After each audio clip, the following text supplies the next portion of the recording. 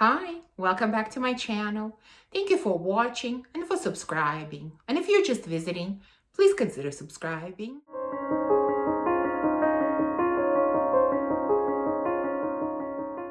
So today we're going to talk about some new fragrance releases. These are fragrances that could have come out very recently or that are scheduled to come out sometime soon. And I wanted to take a look at them, go through them, and kind of see what I think about these releases. Am I interested in trying or purchasing any of them? And there is going to be a really nice mix of designer and niche here. So I have to start with the fragrance that kind of inspired this video, because when I found out about this release, I really thought, wow, this is so exciting. And I thought, okay, let me talk about this release and some other new releases. Of course, I'm talking about the new Belle flanker. It's called Fleur Terrible, I think. From what I understand, this is going to be a limited edition. No idea exactly when it's going to come out and if it's going to come out in North America. Now, in general, I am not a flankers person. I don't think I have any flankers in my collection except for Belle, because I do have the original and the intense version.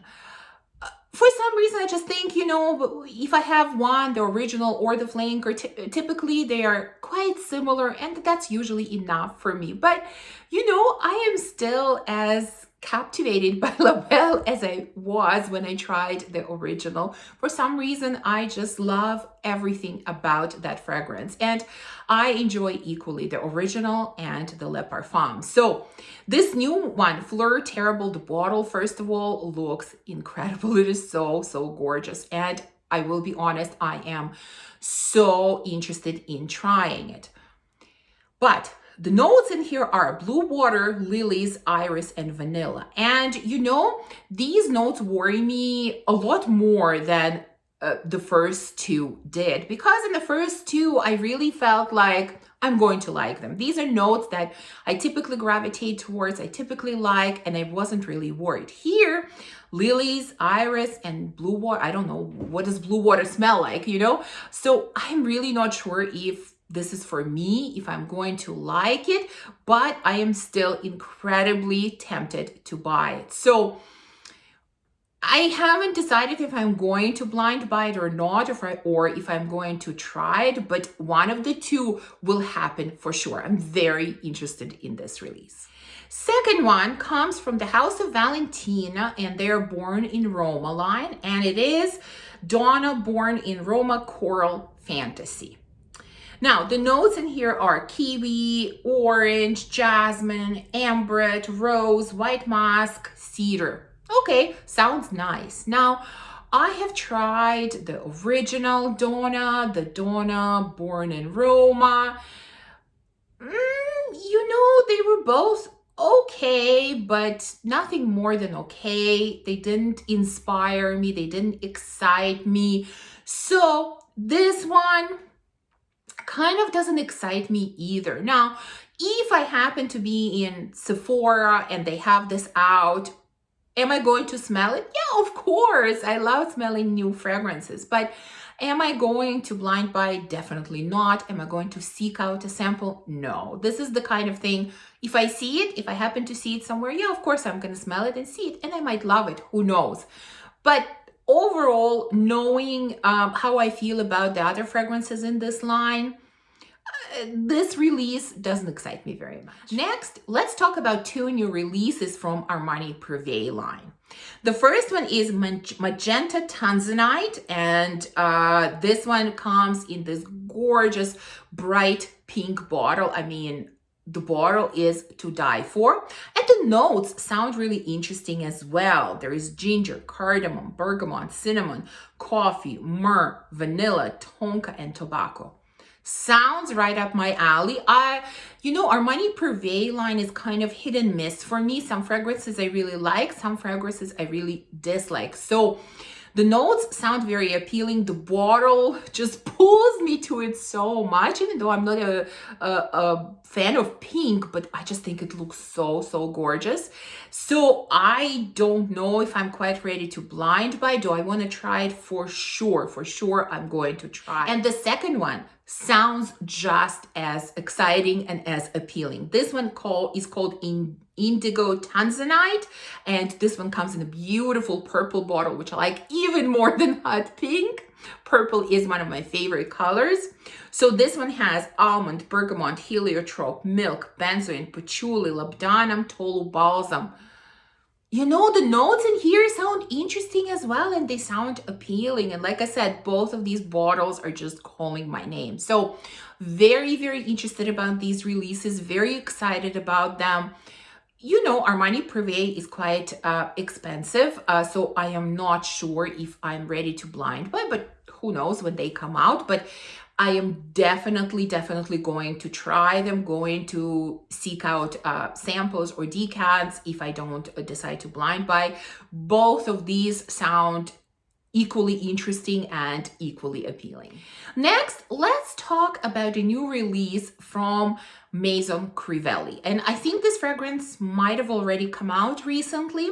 This one is Patchouli Magnetik. Now, before I talk about this fragrance, just a few words about this house. You know, there's been quite a bit of hype about this house recently.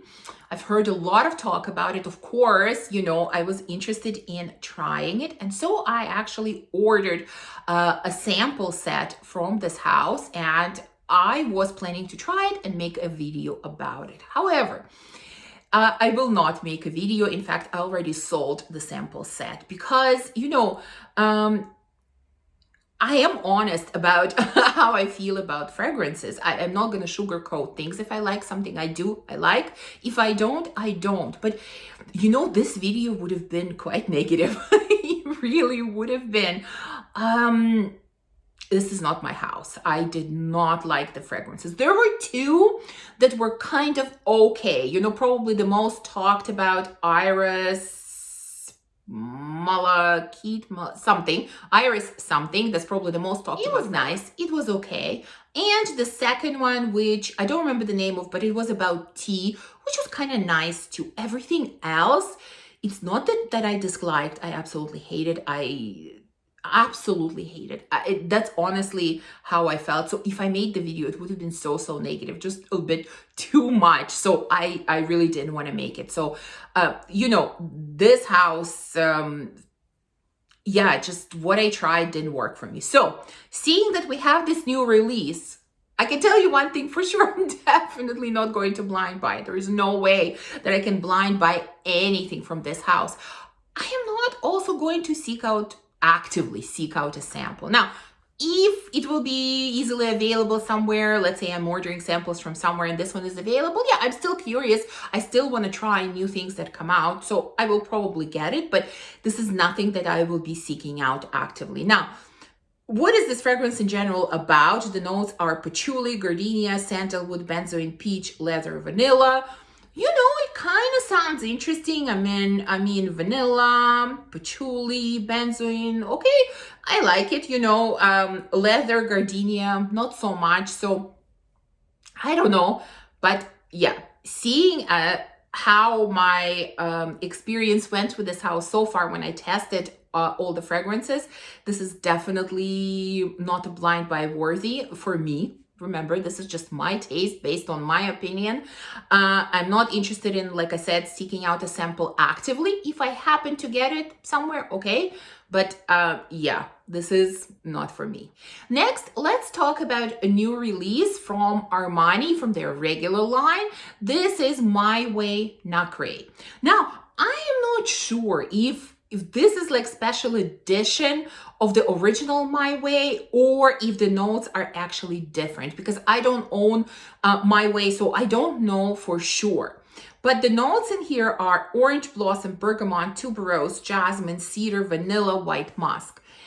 I've tried the original My Way, and it actually smelled better than I expected because this is kind of a tuberose heavy scent, at least I think so. And, typically tuberose is very tricky for me, but this one is actually quite nice. It's, I would call it a mass appealing tuberose. So it did smell much better than I thought it would. Still not, great enough for me to have it. Again, based on my taste, but it smelled nice. Now, whether this one is just a special edition of the original scent that's the same, or it's a little bit different, it still doesn't interest me. It's just not my favorite scent profile. So for that reason, I'm not going to buy it, and it's just not something that appeals to me. Okay, next one. This comes from Penhaligon's Portraits collection, and it is called The World According to Arthur. And let's just start with the bottle. In general, I love these bottles from Portraits collection, but this one, I think this is the best one. It's like a little dragon head. It's gorgeous. It's absolutely gorgeous. Now, the notes are vanilla, incense, grapefruit, amberette, sage, tonka incense. Sounds interesting. I think so far the only person I've heard talking about it, so I think this came out, at least it came out in Europe for sure, is Gabby. And she seemed to really like it. And I think we have pretty similar taste in many things. I mean, she likes white florals. I don't, but outside of white florals, I feel like we have similar taste. And she really liked this one. So it kind of makes me think I'm going to like it too. I'm not sure. Definitely interested in trying it. I mean, like I said, the bottle is stunning. I love the dragon head. The problem with Penhaligon's Portraits collection is performance, because at least the scents that I have tried, they did not perform well. So I don't think I'm prepared to blind buy this, but I would definitely like to try it. So if I have an opportunity to get a decant or a sample, yes, I'm definitely going to do that because I'm very curious about it. Next one comes from the House of X Nihilo, which was one of my best discoveries last year. And this one is Iris Porcelana. Now, the notes in here are violet leaf, iris, rose, sandalwood musk, and cedar. Now, I really like the House of X Nihilo. Many of the fragrances that I have sampled, I really enjoyed. I love the two that I have. This one I think will be tricky for me because, violet together with iris, this sounds like a very musky type of scent. This is, again, not exactly my cup of tea, but I am definitely going to try it. Ex Nihilo, surprisingly, is one of those houses that I can actually go to the store and sample.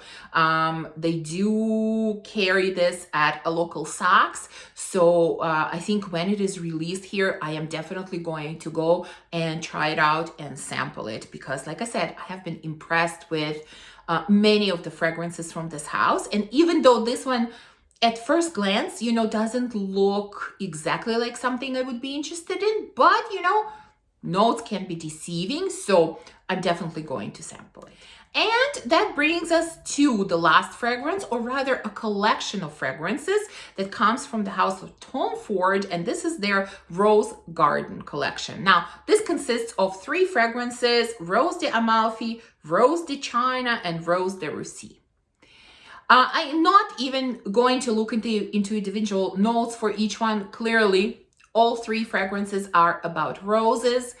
And, this collection looks kind of underwhelming to me. They all have different types of roses, different nuances, but, they all look like sort of standard rose fragrances. And given Tom Ford's prices and given performance issues or lasting power issues with his fragrances, and I have a feeling that these will be definitely on the lighter side, not the types of fragrances that will last long.